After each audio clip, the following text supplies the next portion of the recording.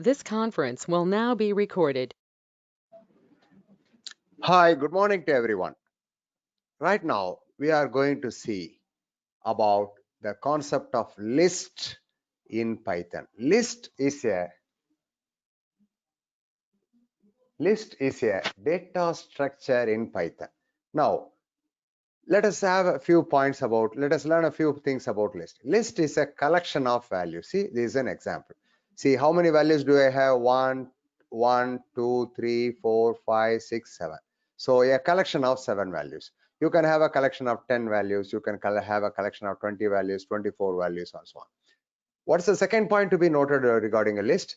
See, the values in a list are written between square brackets. See, you always start with the square bracket, and then at the end you have another square bracket. Third point, values are separated by commas. These two values are separated by commas. These two values are separated by commas. So any two values will be separated by commas. And then what's the next point? You can very well have different data types within the same list. See, the first 5 values are whole numbers, but these two values have fractional parts. So you can even have a string here. And then value in a list can be accessed by specifying the position. See, in real life, we call it as first value, second value, third value, fourth value, fifth value, sixth value, seventh value. But in the programming field, this is known as a zeroth value, right? This is known as a first value, second value, third value, fourth value, fifth value, sixth value. The counting starts with 0. That is why when you write list 1 of 0, what do you tell the computer? Come on, go to list 1. It's nothing but the list. Pull out the 0th value. 0th value is nothing but 1. Is a rough idea clear? Now let me recapitulate once again. So list is a collection of values. First point, you should always start with the square bracket. You should end up with the square bracket, right? Second point. Third point, the value should be separated by commas. Fourth point, you can very well mix the data size. Fifth point, you can access this value by saying, come on, pull out the 0th value. If you want to access this value, you have to say list 1 within bracket 1. That's what we are going to see in the next one, right? Suppose this is another list. Now when I execute this command, what will the computer understand? Okay, this man wants me to go to list 1. This is nothing but this one, and he wants me to pull out the 0th value, so I will get 1 as output.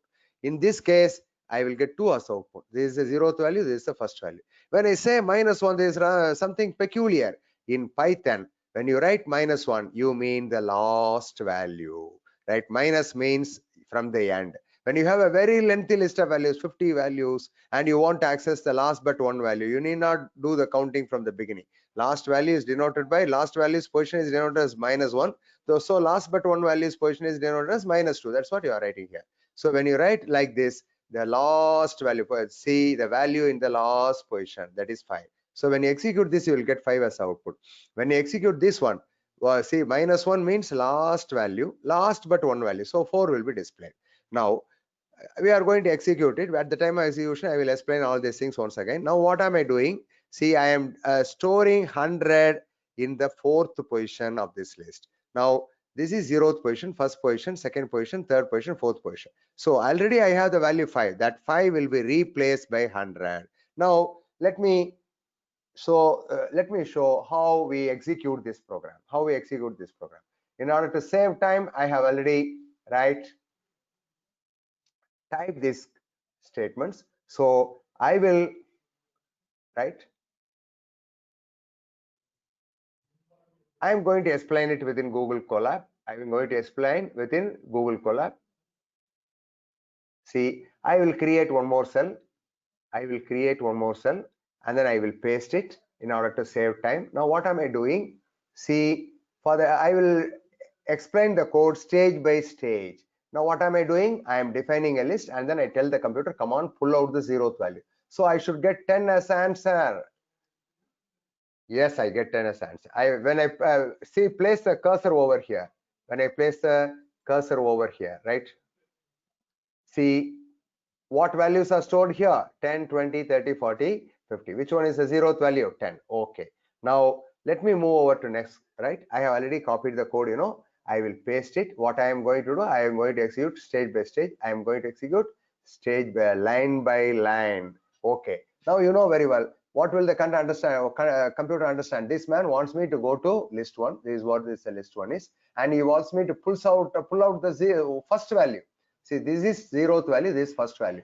So when I execute, I will get 20 as answer. So I am demonstrating the ways of retrieving the values. If you want to retrieve this value, you have to write 0 as the index. If you want to retrieve this value, you have to write what? 1 as the index.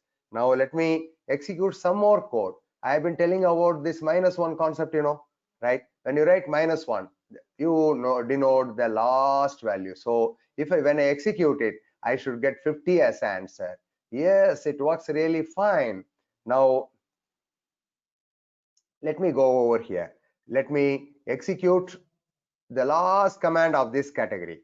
Now what do you mean by -2? -1 means last position, value in the last position. -2 means value in the last but one position. So I should get 40. When this is going to be very useful, when you have a very lengthy list and you want to access the last but one value. Say the last, if you want to access the last value, you will write the name of the list, within square bracket you write -1. If you want to access the last but one value, you will write -2. Now if such a facility is not available, -1, -2, and then you have to start the counting right from the beginning. 0th value, first value, second value, third value, 47th value, 48th value, 49th value. That's going to be really very difficult. That's going to be really very difficult. That's why they give this facility. Now I am going to explain the most important concept. Now what I am doing, see, already in this list I am having, see, what value do I have in the fourth position? 0th position, first position, second position, third position, fourth position. Now what do I tell the system? Come on, save 100 in this position. So this 50 will be replaced by 100, and then when I tell the computer, come on, display the list 1, it will display 10, it will display 10, 20, 30, 40 and 100. So this 50 has been replaced by 100. So in the case of list, this is possible. You can always replace a value. You can always replace a value by 50 by 100. This is known as the mutable nature of list. But we are going to see next the tuple data structure. It is also known as tuple. In that case, once you define a tuple, you cannot change the values like this, right? So if you do like this, they will generate an error. That is why the tuple data structure is known as immutable data structure. We will study about it in the next lesson. Thank you.